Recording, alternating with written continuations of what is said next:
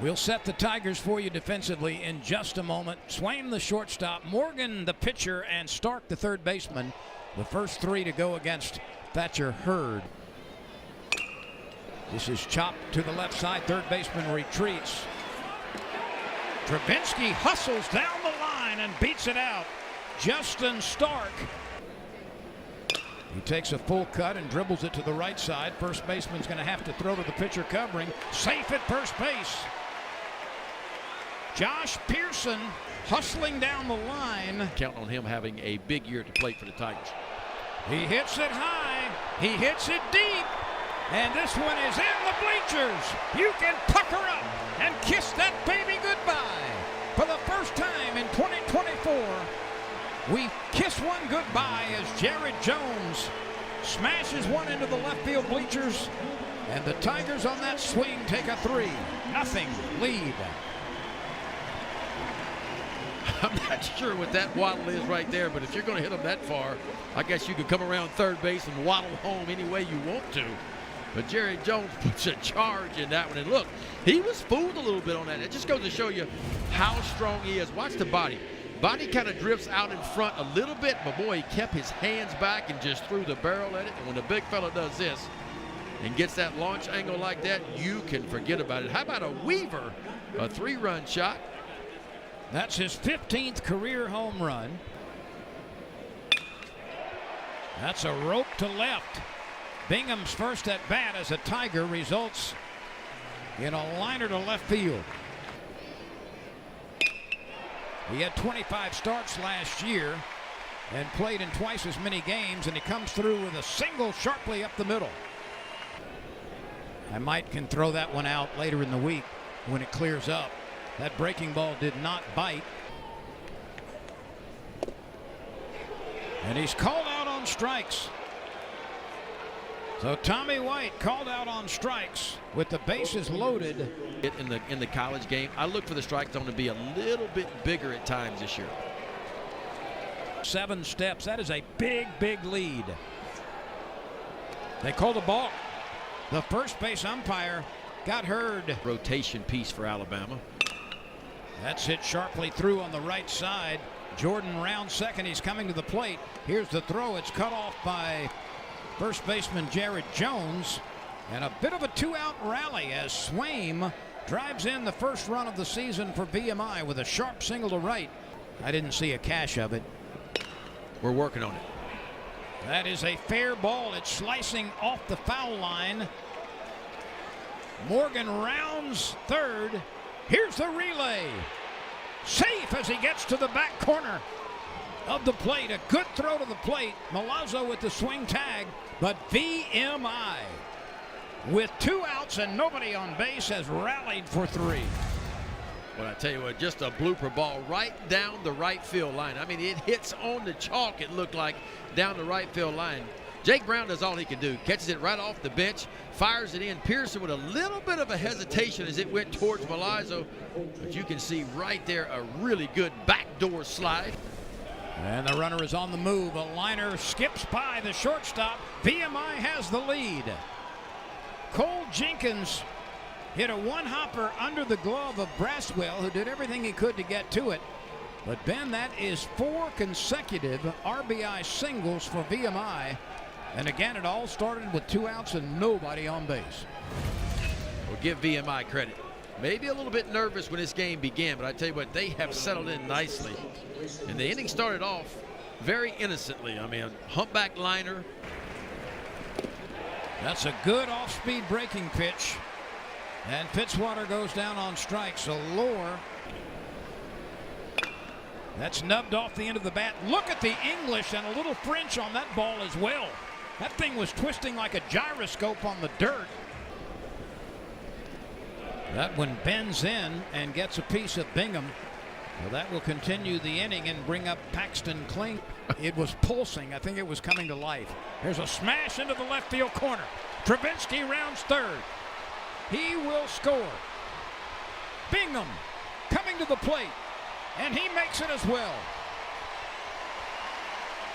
Kling Kong comes through. Big time knock there. Paxton Kling, he's hitting that number 8 spot right now, but I expect him, as the season goes forward, to kind of get more towards the top of this lineup, and they're expecting a big year out of him. And if LSU gets back to Omaha, it's going to be because Paxton Kling was outstanding on defense and at the plate. He just rifles this ball down the left field line. You knew Travinsky would score from second base. Mac Bingham got an outstanding jump with 2 out. You see third base coach Josh Jordan crank it home. Part of the plate a little bit longer, allows him to stay on the off-speed pitch a little bit longer as well. And he lines it to the left side. That's caught by Stark. LSU leading 5-4. And a blooper to right. That's going to be a base hit, as Jake Brown had no chance to come on and get it. And Koza reaches for the first time. Lohr and Jones misconnect, and that one is rolling around in foul ground. Koza is on his way to third. Here's the throw from the right fielder. It's cut off, and a costly error. And another left-hander is throwing for LSU. This is blooped the other way. A long, long run by Bingham, and he cannot get to it. We've got a tie ball game as Owen Prince slices one off into the opposite corner. It drops for a double and an RBI, and we've got a 5-5 ball game. Well, the key nets just keep on coming, and we talked about their ability to hit the baseball, and they could really hit it last year. Averaged over 8 runs per game, and I'll tell you what, a nice piece of hitting here just goes the opposite way. Runner is on the move. Milazzo guns it down. White is waiting, and Milazzo throws out his second base runner of the game. He was well before you. Jim Palmer played with him. This ball is tagged deep to left center field, and it is up and away. A home run for Cole Jenkins. Well, Ben, you've talked about it a couple of times. VMI comes with a potent attack, and we have seen it already here in the first half of this game. VMI has scored 6 runs in the last 3 innings. Yeah, and most of their damage has been with 2 out, too. Cole Jenkins hit 11 home runs a year ago. He collects his first of this year. And VMI has a 6-5 lead over the defending national champions. Yeah, this ball left right in the heart of the plate, and Cole Jenkins quickly turns it around right over that 22nd pitch clock. Shortened year, the COVID year, 2020. Pearson smacks it into deep right center field. That is down and cut off, and now fumbled right where the grass meets the dirt. Pearson is on his way to third. Pearson dives in, and he starts this inning by placing himself at third base. We'll see how they rule it in center field, but Pearson tied into one and hit it out of the reach of the center fielder Owen Prince. Extremely high for LSU last year. 556. Uh-oh. Jones is called out on strikes. First base umpire raised the right hand on the appeal. A drive to deep right center field. A leaping catch is made on the warning track by Cole Jenkins, the right fielder. Jenkins saves a run as he leaves his feet to collect the third out of the inning. No, they might be looking for you. Oh, Kling is hit by a pitch. But LSU needs a base runner, and Kling will try to shake that off. That hit it. There we go. Here, we'll see. Braswell gets it down. It's going to advance the runners. Second baseman covering. He holds on at second base. They'll try to cut that run off at home plate. How about 3 hit by pitches in a row? And well, not in a row, and a bunt in between. And it brings up to the bench and pulled out one of their best. That is behind White. In fact, it might have hit him. It did. Now, how many times have you seen 4 hit batters in the last 5 at-bats? And we've got a brand new game. And boy, did he become a fan. Oh, he's hit by a pitch. This is whack-a-mole time. My goodness. 5 hit by pitches in 6 batters. The pitch at 1-2. Popped up. Playable by the second baseman. Jordan backs up. He's got it. They rule the infield fly rule in effect. It's the 3-2 pitch. High, ball 4, and a very patient, effective at bat for Jared Jones. He collects the RBI on the bases loaded walk. Second and Jones on first. A liner into the left field corner, and that is down for a base hit. It's cut off on the warning track. 1 Tiger scores, 2 Tigers score, and LSU on a double by Mac Bingham, the newcomer. Gets a couple of more runs, and the Tigers have a 10-6 advantage.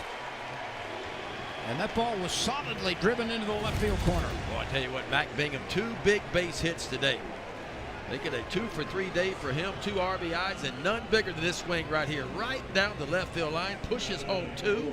There is Tommy White scoring, and right behind him, Travinsky.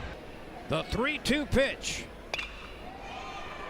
Lifted into the air, right side, and a running catch is made in foul ground by Fitzwater. Get it right by you. That's chopped up the middle. Nobody's going to get it. The 3-hopper winds up in center field, and a base hit for Swaim.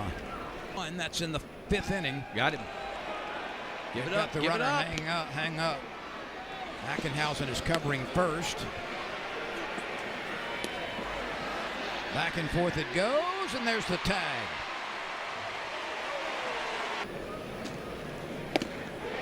Ackenhausen heating a few up here and there, huh? Tonight. How about that trip, huh?